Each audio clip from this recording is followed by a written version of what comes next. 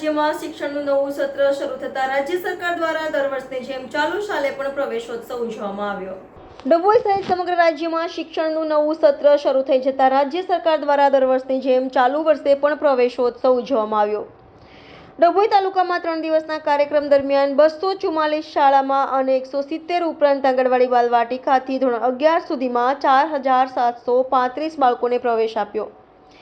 બાળકો હસતા હસતા શાળાએ જાય અને તેમને પ્રોત્સાહન મળે તે માટે વિવિધ અધિકારીઓ પણ વાલીઓ અને બાળકોને પ્રોત્સાહિત કરવા કાર્યક્રમમાં હાજર રહ્યા। ડભોઈ તાલુકાના લિંગસ્થળી ગામે ધારાસભ્ય શૈલેષભાઈ મહેતાની ઉપસ્થિતિમાં 93 લાખના ખર્ચે નવનિર્માણ શાળાનું લોકાર્પણ કરવામાં આવ્યું અને બાળકોને પ્રવેશ અપાયો હતો।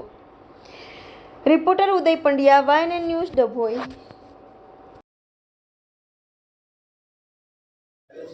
રાજ્ય સરકાર દ્વારા કન્યા કેળવણી અને શાળા પ્રવેશોત્સવ તારીખ 26, 27, 28 રોજ રાખવામાં આવ્યો હતો અને આજે 28 તારીખે છેલ્લા દિવસે ડભોઈ તાલુકાના લિંગસ્થળી ગામે આ પ્રવેશોત્સવનો કાર્યક્રમ રાખવામાં આવ્યો। ગામમાં 2000ની વસ્તી છે, 180 જેટલા વિદ્યાર્થીઓ આ શાળામાં ભણે છે। ગયા વર્ષે 20 બાળકોએ પ્રવેશ લીધો હતો, ત્યારે પણ 11 જેટલા બાળકોએ નવો પ્રવેશ લીધો। હું તમામને શુભેચ્છા આપું છું, અભિનંદન આપું છું। હવે ધીરે ધીરે ટ્રેન્ડ બદલાઈ રહ્યો છે। ખાનગી શાળાઓમાંથી સરકારી શાળાઓ તરફ વાલીઓ પણ આકર્ષાઈ રહ્યા છે અને પોતાના બાળકોને સરકારી શાળાઓમાં અભ્યાસ માટે મૂકી રહ્યા છે। શાળાના શૈક્ષણિક સંકુલો પણ આધુનિક બનાવવામાં આવે છે અને આજે લિંગસ્થળીમાં નવા શૈક્ષણિક સંકુલનું પણ ઉદ્ઘાટન કરવામાં આવ્યું છે।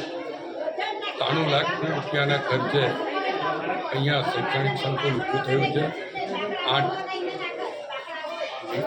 વર્ગો જે વિદ્યાર્થીઓને આકર્ષે એવા સુંદર અને હવા ઉજાસથી ભરપૂર ત્યાં આગળ એ કરવામાં આવ્યા છે। સાથે વિદ્યાર્થીનીઓ માટે ટોયલેટની પણ વ્યવસ્થા કરવામાં આવી છે।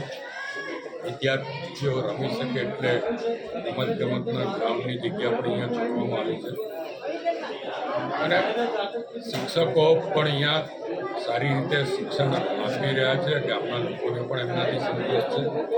ગામના લોકોના સાથ સહકારથી આ પ્રવેશોત્સવ ઉજવવામાં આવ્યો છે।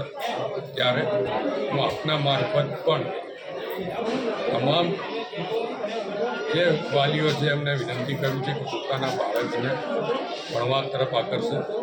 સરકાર તરફથી આ વખતે 33,000 કરોડ કરતાં વધારેનું બજેટ ગુજરાતમાં શિક્ષણ પાછળ ફાળવવામાં આવ્યું છે। શૈક્ષણિક સંકુલો પણ આધુનિક બની રહ્યા છે, બાલવાડીઓ પણ આધુનિક બની રહી છે અને વિદ્યાર્થીઓને જે શિક્ષણ આપવામાં આવે છે એમાં પણ બદલાવ આવ્યો છે। વિદ્યાર્થીઓ સારી રીતે સમજી શકે એટલા માટે જે ખાનગી શાળાઓમાં પ્રોજેક્ટ આપવામાં આવે છે એ રીતના પ્રોજેક્ટ સરકારી શાળાઓમાં પણ આપવામાં આવે છે। સરકારી શાળાના શિક્ષકો પણ અપડેટ થાય છે, સાથે જ સ્માર્ટ ક્લાસીસની વ્યવસ્થાઓ પણ હવે પ્રાથમિક સરકારી શાળાઓમાં કરવામાં આવી રહી છે। સરકાર તરફથી એના માટે પણ આગવું આયોજન કરવામાં આવ્યું છે। અહીંયા આગળ ટૂંક સમયમાં બાલવાડીનું પણ નવીનીકરણ થવાનું છે। બાલવાડી છે એની જગ્યાએ નવી બાલવાડી પણ થવાની છે।